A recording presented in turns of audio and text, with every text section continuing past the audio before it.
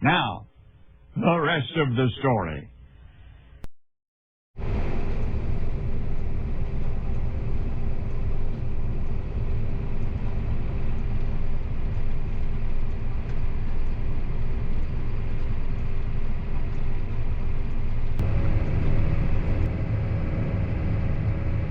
I'm still in the first round. I'm down at in the actual bottom. Applying mainly just water. Just down here alone on each of the upper and lower bottom, I am putting down a herbicide because the broadleaves are coming in force on the lower side of the upper bottom. Now, never really been an issue. For number one, I can see where I ripped last fall in September. I heaved that ground up and I exposed some dirt and damaged the grass that was there enough to where it didn't come back. And now I'm getting some weeds coming up right through there.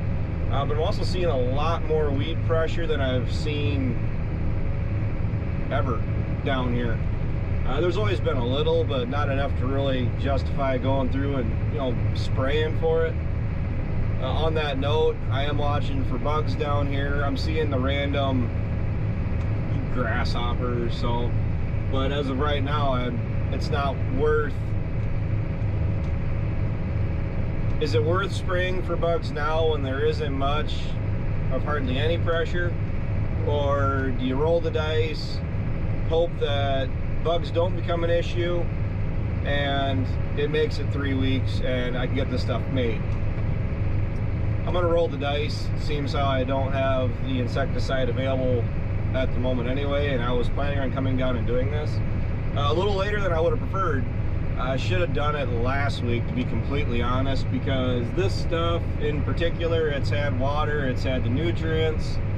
The stuff is over a foot tall. Ideally, you should be spraying it when it's 6 inches tall to get the full benefit of it.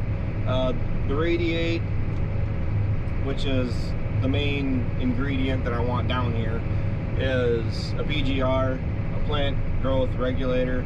I did the radiate max, or yeah, is it max? I did that last year. I don't know if it was the product itself, because this is just straight radiate that I've put on in the past and right now. The radiate last year that I tried was supposed to promote more of the plant growth, you know, so they'll grow tall. This stuff, the straight radiate, is essentially more for root development, so it allows the root to find the nutrients that are in the ground. And deer just jumped the river. Well, I guess we all knew deer could swim, but having the liquid 32 in the ground and spraying the radiate, allowing the roots to reach out and grab that nitrogen, I was seeing a definite response to that in the past, but I was also spraying at a higher rate. Last year, I dropped the rate from 15 gallons to the acre of water, which is what I'm running right now. Last year, I only did 10 gallons to the acre, and I'm kind of wondering if it isn't so much the product that I'm giving a hard time, really not showing much return, or if it's the fact that I didn't put enough water in it to really get it to do its thing. So it was more concentrated, but more water, better coverage on the plant, you know, that kind of thing. But as far as what we're doing down here, I'm hoping I don't have to come down and spray insecticide again, because all this stuff is coming up really nice. We did have a bunch of rain, a couple inches as a matter of fact. I have the 3-point all the way up, I have the boom all the way up, and on the upper section here, some of this grass wasn't clearing the boom by really all that much. Well, it's looking like a very real possibility of happening, more like realistically what's going to be happening. You've heard me say it enough times. Just trying to make the right decisions on variable years. Well, the bottom is pretty much showing it's going to be worth cutting again here in another 3 weeks, unless the bench ground, which is 2/3 of the farm, really starts to come back in leaps and bounds. I'm gonna be spraying it with the radiate and everything. It's not getting the herbicide because it doesn't need it. This down here, I got broadleaves coming out that's about 2 foot, that's not right, about a foot taller than the grass. That's never really been an issue down here, and I don't want those to keep coming up for another 3 weeks, and it shows in my feed, because right now I'm looking at shoving all this stuff inside, sitting on it, and then waiting to see what third crop does, because realistically I'm gonna make everything at least one more time. Of course, we'll probably keep third cut for feed, and then maybe potentially move second crop. I mean, it's only going to be a third of the production I generally make for a second cut, but the lack of rain definitely hit me early on, because yes, well, I would have preferred to do this earlier. The first two weeks easily, we were dry to the point where the bench really didn't do much growing. So I did go through and put the nitrogen down, and a few days later we got the water, but that needs another good prescription of water put on it. And it all depends on what the summer's going to do, because we had a week of moisture. Okay, row crops look better, they don't look outstanding. This is the week they're calling for like record heat. I don't know if it's just around the country or more like all around the globe. And I know out in central US they're calling for like 100-degree temps everywhere, basically right across the central part of the US, and they're not really calling for much rain. I mean, we had a chance of rain. Today's Tuesday. We had a chance of rain Wednesday of next week. That's gone. So are we heading right back into a dry spell?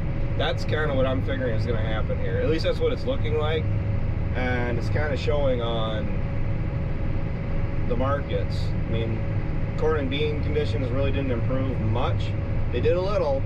I mean, corn is up, what, 1? Beans were up 4 as far as the United States' crop conditions go. But we're still behind what we were last year. And I did read, with the numbers that they've provided, that have been made public, and the numbers that everyone's using, it's actually got the corn crop figured for summer right around 169 bushels to the acre. And they're currently projected down from 181 bushels down to 177. So if it drops a little bit more, maybe we get a little bit more excitement in the markets. But you guys really aren't watching to hear me sit and talk about the grain markets. As far as the hay goes, I hauled a bunch of first crop up to the farm for feed for my cows. The goal is, if not tomorrow, definitely by Thursday, even if I gotta put it in by myself. We need to get the posts in. I'll need help to do that, but I'll go through and do it.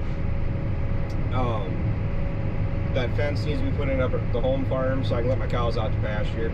Not so much at this point that there's much grass out there, because I went through and rotary cut it because the thistles were coming up.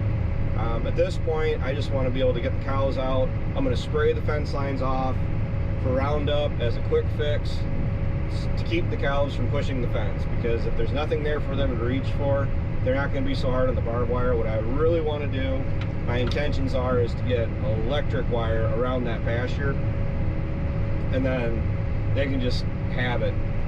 For the number of cattle I got up there, and the number of cattle I'll end up having up there next year if all my cows get bred back, which the bulls are still doing their job, by the way. Seems like every day I go out there, they're chasing around some poor cow. Oh well, it's, you know, That's what it is, but I'm just glad they're doing their job. It's more or less just poor man's lot space. They need a place to be able to go and stretch out, lay out. I mean, they're laying on concrete, they're laying on dirt as it is, but it's more of a confinement thing at this point where I'm putting bedding in for them every other day. I mean, I got 4 bales of straw left, and I've been giving them corn fodder also. It's just let them go out, lay in the pasture. That pasture, as far as wanting to use it for feed, like letting the grass grow up so they can eat it, that's not a thing. That's just unrealistic at this point. On a regular year, that's right, on a regular year, I can produce enough feed down here to carry my cows comfortably for a year, and then still have a few hundred bales to sell. And this year, if everybody that's a regular viewer full well knows, it didn't happen this year. We had issues, lack of fertilizer and a lack of proper management decisions is what burned me. Definitely just need to accept, if the bottom floods, at least get enough dry fertilizer for the bench ground. That definitely burned me on, whoa, there we go. That definitely burned me on my yield for first cut. And what just happened is, I think it's a down here issue, because signal and all that, it's never an issue when I'm planting corn like up at home. I don't spray much up at home, but I lost pressure. So my rate dropped down from 15 down to 4 gallons to the acre. And I have the spray tips on versus the streamers. The streamers I can run faster at a higher rate. For these, at 20 gallons to the acre, which I'm at 15, but it was set at 20 from running the streamers earlier, and my hose clamps can't be tight enough to put out enough liquid through the tips without blowing hoses. And that's, I had a bunch of the nozzles were throwing water everywhere. So that's also me having to drive slower too. I'm only going 6 miles an hour versus 7.5, which this is the best running right here. This is some of the best running down here. Straight, back, and forth. I can do it up there, then I gotta mind the hills. So what do you guys think? What makes sense? Fertilizers come down. I mean, liquid 32 has gotten down to the point where it's less than half of what it was last year, which made some decisions for what I was gonna put for nitrogen down last year for me. But if I'm not gonna do, I mean, I've never heard anybody do it, of doing a second pass nitrogen on grass. Sounds awfully stupid. But if I'm only looking at getting 2 cuttings off of that, which to be fair, I'm not gonna completely not do everything up on the hill, because like the pasture, and I actually have a few patches that actually have, it's more canary grass, where it's actually coming up and it looks like this. So, I mean, if I go through and do this, I'll go spot make some of that. But then, does it make sense to come down and, I'm doing the bottom again for sure as far as the liquid nitrogen and the foliars, but does it make sense to come down and do 100% of everything again on the nitrogen and then let it grow for another 2 months or month and a half at that point? Or do I come down and do the nitrogen just on the bottom, but then do the foliars again across everything? I mean, a second pass of radiate on this grass stuff, I don't know. I'm more concerned about bugs at this point than I am worried about what I'm going to spray next for, you know, for nitrogen or even the PGR. But I'm in the section of the field right now that really needed the herbicide. I'm just about out. But I got enough for one more fill. I'll have the bottom done, and then I'm really gonna have to try to boogie, because it's one of the issues I have with spraying. It's 120 acres. I hit 120 acres on the dot when I sprayed my streaming. The problem is I lose efficiency when I get up there because the hillsides and everything. If I would have been able to buy that 1,000-gallon pull type sprayer last year, I wish I did, and I'm out. Yeah, I'm not out. There we go. I'm about to be though. Drive a little faster. That 1,000-gallon pull type sprayer would have been nice, but it's hard for me to justify spending a lot of money on a sprayer, because even if I do go and buy a nice sprayer, it's only going to be for spraying hay or grass. I could see spraying more of our hay ground with Radiate. I really could, because Ryan was actually asking me about it. He just never got around to it. So that's what it is. I'm going to let you guys go. I'll turn the camera back on when I'm on the lower side of the bottom, which hopefully will be within 45 minutes. And we'll be set, because I got 20 acres done on one fill. So I'm feeling pretty good. I know this goes without saying, but can anybody tell where I stopped to turn around when I was streaming nitrogen? Anybody? Anybody at all? I mean, we know full well that the nitrogen helps the regrowth, but doesn't that really help paint a picture as to whether or not it's worth putting the money down to encourage any regrowth to come back? That's easily, I'd say, twice as thick as the stuff that wasn't treated, but darker, healthier looking. Maybe 3 times as heavy, because the further you go, the worse it looks. Well, I'm not sure if the camera's picking it up. I've done this and shown this like in the past.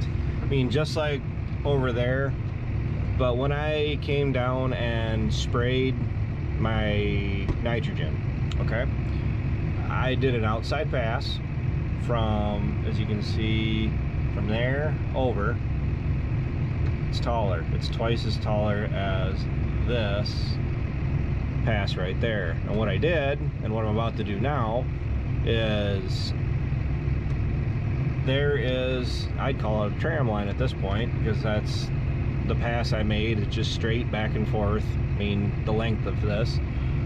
And the way the sprayer is set up is to reduce overlap. So when I'm set on my AB line, the sprayer only has 5 feet, 6 feet, approximately down the length of that, to spray with this whole boom from there to there. And in the monitor, it's telling itself that it's not enough area that I'm covering, so we're just not going to turn the boom on, which is fine. I mean, even if I miss that much, it's helping me overall with making sure I got enough spray on hand, because when I overspray, I'm over applying, and then I run short at the end of the day altogether. So I would rather run the risk, and this is kind of an exaggerated example of, I'd rather have areas that don't get completely covered, because overall the areas that don't get sprayed is still gonna come out to less acres versus I go through and I overspray and I get complete coverage across everything, and then I end up coming back at like 7 acres short of chemical, of water, or whatever I'm spraying. Doesn't seem like much, but yeah, that's happened to me before. So I was asked to do like a border, like explaining it. I'm not going to do a boundary, I'm sorry, bud. But when you go through and want to do boundaries and borders, all you got to do is go into the monitor, click new boundary, and you can do inner, outer. I mean, if you want it to be a roadway or a body of water or anything like that, but you have to be inside an existing boundary to do any of these region types on the inner side. And the reason that is that like inner body of water. I could go over here and I could outline where this low spot is, or over there where the water likes to stand. I'm not going to, but I've done it in the past, like different fields and different reasons too. It's just, I'm gonna come down at some point if this can stay dry enough that I can get across it. But what I want to do is go through and redo the boundaries down here, because I have to redo the boundaries pretty much on 3/4, if not 100% of our acres, is kind of what I'm leaning towards. That's what it feels like anyway. But I got this set. We are auto guiding right there. Gonna speed up about 1500 RPMs, and there we go. It's not turning that section on because it's not worth it according to the monitor. And coincidentally, you can see the right side of my track on over, yeah, that hasn't been sprayed. All I got to do is click this and get the monitor all upset, and it will start spraying if I want it to. And I get back up about 6 miles an hour. The only reason I am spraying this is because I got some random pop-up weeds through there, and the weeds on this section of the farm over of this section of this field, this is where the weeds are at, where I've already cut over here on this low spot. I'm gonna be coming up short on chemicals, or on a tank fill is what I mean. So I'm gonna have to go reload, and I'm out of herbicide.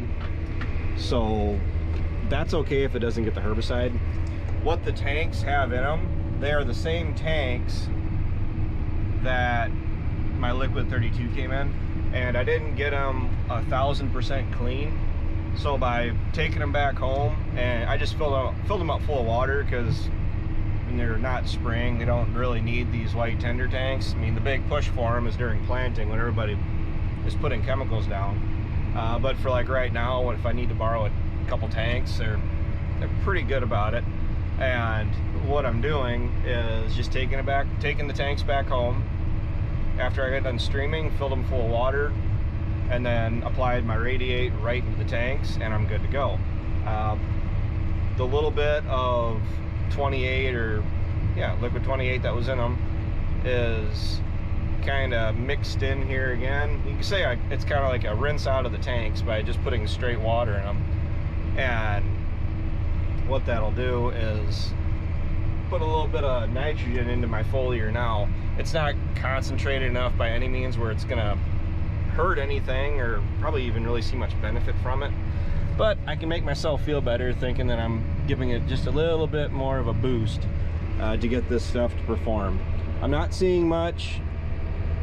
I'm really hoping, I mean, uncensored opinion, but I'm really hoping I'm not seeing much of these armyworm moths, as I'm hoping that's not going to just be a continuing issue down here where I have to constantly worry about armyworms, because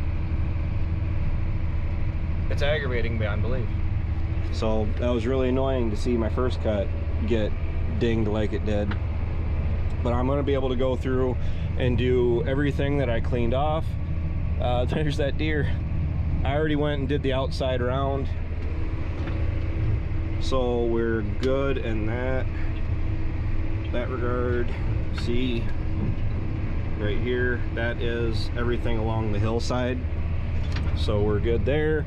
I just am doing a straight back and forth, which is from applying my nitrogen, but I'll be able to carry it right on over and run this stuff out. I'll run it right down to nothing. Then all I have to do is just run back to the tender tanks. This will be a lot quicker versus having to go back and fill up this tank and the previous tank, because I had to mix in the chems to take out my broadleaves. But I hope everybody appreciates the nice green grass fields we got going on. As far as what do the row crops look like, the reason I'm not talking about them, they looked rough. We got the rain, they look better. Are we sitting on record yields? I doubt it. Are we sitting on good yields? Depending on how the season ends out. But the crops overall, I'd say we're sitting all right. I mean, it's kind of hard to put a number on it just yet. We're just starting to tassel. But the reason I just generally don't talk about the row crops, other than it doesn't seem like there's a whole lot of interest in it, is because there's enough people out there talking about row crops, and my personal opinion, you guys really don't need me to sit and talk about them, if you know what I mean, because it's, what's the point of me sitting and talking about row crops and their growth stages and levels when there's plenty of other ones to go watch. So with me, like I said, makes the channel a little bit different. I'm talking about grass. I don't know very many channels that sit and talk about trying to produce the best grass crop you can, but it makes things interesting. Oh, I'm going too fast. See, because then what happens, yeah, see, this is what my set rate is, and this is what it's actually putting out. At 6.5, it was dropping down to 12 gallons to the acre. All right, I'm putting out 7 gallons per minute. I got 72 gallons left in the tank. I'd buy that. Yeah, I'd go with that. And all I'm gonna do right now is just back and forth. And I'm gonna have to go refill to finish this up. But overall, with basically spraying with a wide paintbrush, you know, I got the majority of the broadleaves taken out that I wanted taken out. Let me rephrase that. Everything that I saw as an issue, like a severe issue, like it needs to be taken care of, it's been taken care of. And I guess we can't see the river, and I'm not going to walk out across there, but the river is low. It is. So we're dry. I'm worried about barge traffic this fall again, about what basis is going to do, because right now basis is pretty nasty, as in it's higher than it was last year most of the year now. So either there's too much grain out there, or the river's low and they can't get barge traffic, which personally I'm thinking the river's low. But it's something that you got to worry about all the time. Just kind of make decisions later on in the year.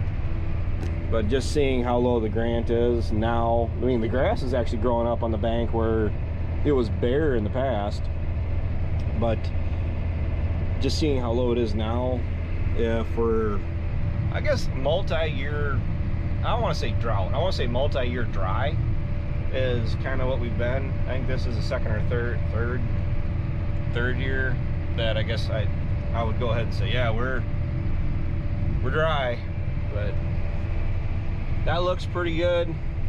I mean, I would like to see it green up completely, but taking out the first cutting off of it, and you can see where the grass is starting to really green up.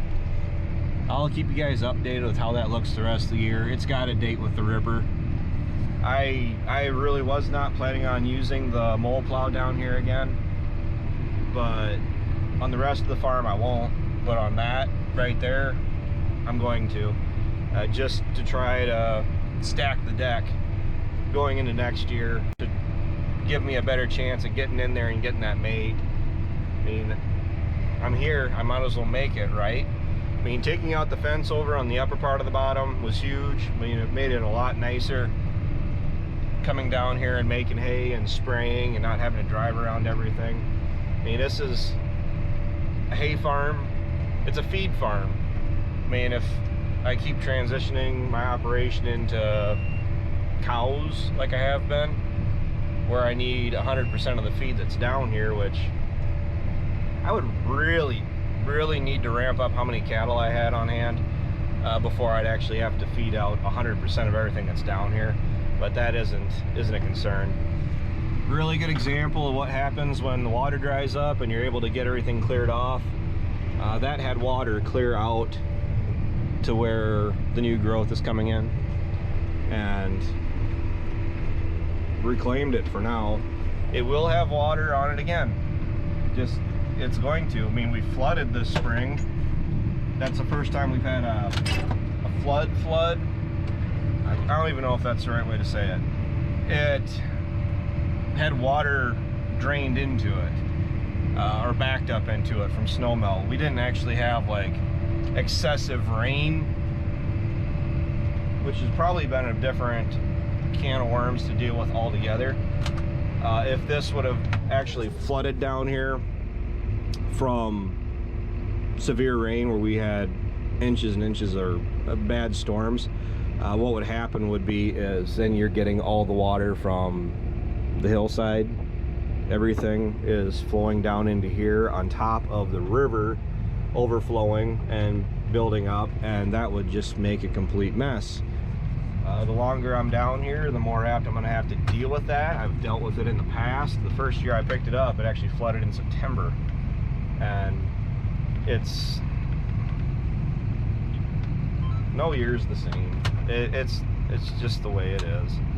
No year is the same, but more or less just trying to get it figured out the best you can to be able to do the best job you can. I'm going to turn the front wheel assist back on. I'm looking forward to getting whatever I can off this for at least 2 more cuttings, and we'll see. On another note, I did weigh my first cut down here off the valley, off the farm in general, and across everything that I checked, which it was an average of 3 loads of hay, so 24 bales, weighed across a scale, like a certified actual scale. They averaged 1,486 pounds per bale, which is good. That's actually where I'm aiming for, is just under 50, right as close to 1,500, just underneath it as I can. That's what I want. Last year, my first cut averaged 1,250. So if you actually figured in and compared this year to last year, which you have to look at every year as its own year. Yeah, I know. The valley only produced 100, or the valley farm only produced 193 bales this spring. Well, in actuality, it compared to what it yielded by tons per bale or weight per bale, I think it comes out closer to 229 compared to what if I had the similar amount of bales as last year. So I'm closer to, like everyone is saying, half of the expected production, or half of what you would typically get. Oh, what a weird year. I mean, if the row crops come back yielding all right, that'd be great. I don't know what to expect in regards to that. I really don't. And as far as the hay, my second cut down here, overall, even on the bench, my second cut down here looks tremendous. First cut never looked this nice. It really didn't. This is awesome. It's a very real possibility that you're going to hear me saying that second cut is going to yield better than first, because keep in mind, first cut really didn't like head out, so I was actually cutting a lot of my first cut down here when it was about as tall as it is right now, and this stuff's still growing. It's got potential yet, but we got 3 more weeks yet.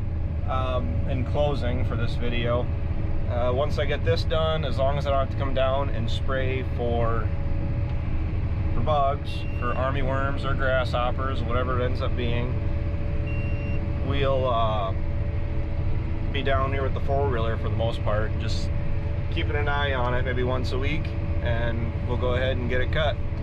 So thanks for watching. Thanks for listening to me sit and talk in circles. I mean, I know I'm struggling trying to stay on topic, but I'm having about 6 different conversations in my head, separate of me just talking to you. So the struggle is real. But until next time, thanks for watching, guys. I'll talk to you later.